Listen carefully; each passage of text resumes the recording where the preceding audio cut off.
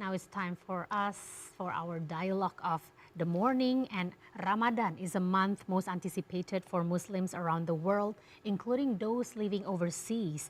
Experiencing Ramadan in a foreign place creates lasting memories, of course. Yes, and this also the case for one Indonesian diaspora in the United States, Habibah Agianda. She's joining us this morning live on Zoom. Hello, good evening for you, Habibah, United States time. I assume you just had your iftar. Mhm. Exactly. Good morning to Indonesia and good evening from Boston, Massachusetts, in the United Yeah, States. Habibah, before we talk about Ramadan and also fasting, we would like to know first, what's your daily routine there? Are you there for education, studying, or you're in business there? Yeah, thank you for having me. My name is Habiba. This is my first year in the United States, so this is my first Ramadan as well. I am doing my master's in clinical research in Harvard Medical School. So basically, my day to day is I go to class, I do my research in the lab, and it has been amazing. Right, that sounds really great. Now, Habiba, tell us as your first time spending Ramadan away from home, how has it been there? Do you have a lot of Indonesian friends, Indonesian community around you to break fast together? Tell us your experience and how is it different from spending Ramadan here in Indonesia? Yeah, I think overall it has been really wonderful and unique at the same time because you're experiencing Ramadan in Muslim minority countries, so you have its perks. For example, you don't feel a lot of like community coming together, but at the same time, because you're minorities, you're also seeing I think when you're seeing people, when you meet another Muslim, you feel the same way, the sense of like longing towards Ramadan. So I think people are like very excited towards Ramadan. And like, I think my position right now in Boston is quite unique as well because there's a lot of students over here. There's a lot of universities. I go to Harvard, and Harvard gives you also free food. They give you iftar. The video that I was just shown was like iftar that was provided by the school. So it's really nice that we got to see the communities and like diverse people from all over different kind of backgrounds coming together and celebrating Ramadan together. And of course, this is such a unique opportunity for you to blend in with all the Indonesians there, to connect and network with all the other Indonesians there. Tell us more about the video that you are sharing with us. You said that spending Ramadan there is pretty unique. How about the food there? Do they provide all the Indonesian food, or do they have like a blended like Western Indonesian food to break your fast? Yeah, so the videos that were just shown is actually from my school. It's not just Indonesians, it's basically students from different backgrounds, from not just Indonesia, but all of them from Egypt, from Middle Eastern, but also from the United States itself. We do have a lot of Indonesians, Muslims around here, and we kind of bonded really well as well because, experiencing Ramadan in non-Muslim country is also like something that's very different. So I think people have the sense of kind of like homesickness that brings us together. So the food itself, it typically day-to-day basis it's also very diverse. We have people coming in bringing food from like a Middle Eastern food. We also do like iftar just for the Indonesians and we cook Indonesian food. We also had an interfaith kind of like iftar where we cook Indonesian food but we give them to non-Muslims and non-Indonesians and they really love it. And I think that's a very unique experience for me to kind of experience the show diverse community coming together and having bringing together and having a good time in this blessed month. Habibah, I think nothing beats Indonesia when it comes to Ramadan festivity. How do you experience this for the first time in the United States? And is there also any special Ramadan events or traditions there? Yeah, so the video that is shown right now is actually one of the unique events that I got to participate with. It's held in the Museum of Fine Arts in Boston, where they have a very old manuscript of Quran that was aged about like 300 years old. And every Ramadan, they would recite this from this very historic Quran from the Persian era. and it is really amazing. You got to see sisters, about like 50 people coming together, even like non-Muslims as well, sitting down and like listening to the Quran in this blessed month. I think that's also something that's very unique. I have not seen that experience in Indonesia. And I think in general, the masjid here are also very active. They're trying to bring the vibe for people to kind of like feel that this is Ramadan. We have Taraweeh every night, and like the Mm. Taraweeh itself here is like the imam would recite one juz, and like there's also itikaf. So I think it's really different in the sense that it's very challenging, but you need to kind of like seek the events yourself, and like you got to meet new friends, you got to see a lot of new people and cool activities around here, which is, I think that's amazing. Of course, and it really sounds like you are enjoying your Ramadan there in America.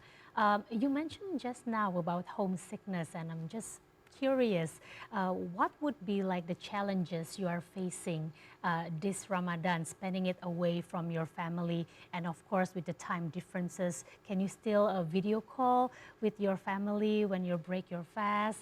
Are you still very much in touch with them during this Ramadan season? Please share.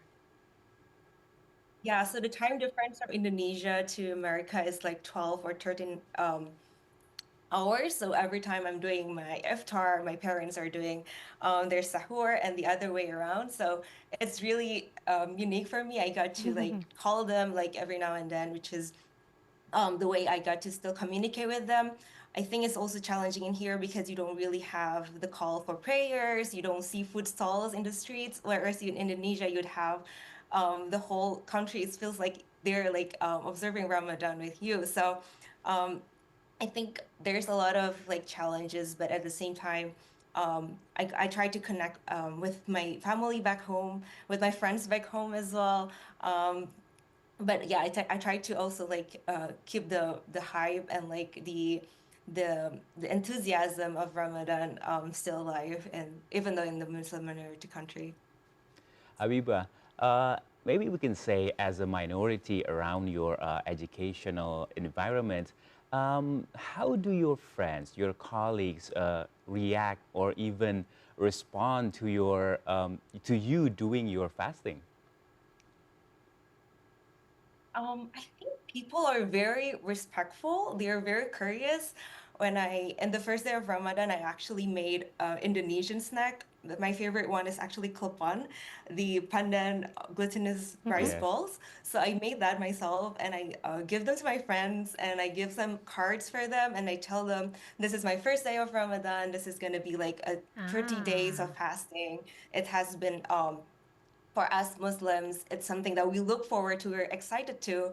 And it's very interesting exchange of communication, because from them, I know that there's like misconceptions as well about like them thinking about, oh, they're worried about us during Ramadan. But actually for us, we're like excited, we're like enthusiastic about like having this blessed month, looking forward to that. So I think they're very respectful. They even like my friends ask me, how do can they make it better for me? So they would like not schedule things around the time for iftar as well. So I think it has been like a really good way to share what's Mhm. the meaning, like the deep meaning and the profound spiritual connection that we have during Ramadan, the rewards and also the sense of community that we have during Ramadan. And actually, it's been a good way for us to, exchange cultures and tell them about what we actually feel and like the deeper meaning of fasting itself. Oh, that sounds so great to hear. There's a very high level of Yes. tolerance, and you also get to share more about Muslims and more about Ramadan and the tradition of fasting. Now, okay, so overall, how has your fasting experience been in America? And so far, you have one more week to go. And are you planning to travel back to Indonesia for holiday, or are you going to spend, your Lebaran there in America? Yeah, overall, it's been wonderful and has been very unique. I think Eid is coming up, so you don't really have Mudik over here. You don't really have the kind of holidays you would expect. So it's challenging, but at the same time, I think it's rewarding for you to kind of like observe Ramadan in a different way. You kind of like have more time to actually internalize the values that you have for the fasting itself, it's not just about not eating food or not drinking, but also thinking about the more spiritual, deeper level. You got to internalize the concept and think about it more deeply because you're in a place where you're not with such people in the community. So it's been wonderful and unique, and I hope to end this Ramadan in a good way, and also like can't wait to celebrate Eid together with the community here. That's great to hear, Habiba. And just one last question before we let you go. You've been there for 1 year now. Tell us, how is your experience so far in Boston? What is it like to live there? What do you like about living in America? And maybe you can just share it to our audience to encourage them. Maybe if they are inspired to apply for scholarship or to just, have an experience to study overseas like you. Yeah, I think I'm in healthcare, so I think Boston is one destination that is amazing for you if you want to pursue higher level education in healthcare. They have really good hospitals. It's the main point for research in different kind of sectors, especially in health settings, in biomedicine, and bioengineering as well. And overall, I think if you ask people in Boston, the weather here is crazy. It changes very rapidly from day to day. So that's something I need to adapt as well. Like right now, it's quite cold today, but like yesterday you'd have like a very sunny day, and the other day you'd have like random snow. So the weather here is like something you need to adjust. But overall, I think um, it's been an amazing, yeah, 1 year, and I look forward to finishing my studies and making this knowledge that I gain here to be beneficial for my home country, Indonesia. Well, Habiba, it's been very enjoyable hearing your stories, but unfortunately, we're limited by time. So we have to let you go. So good luck on your studies and everything you do there, and have a good day. Have a good fasting.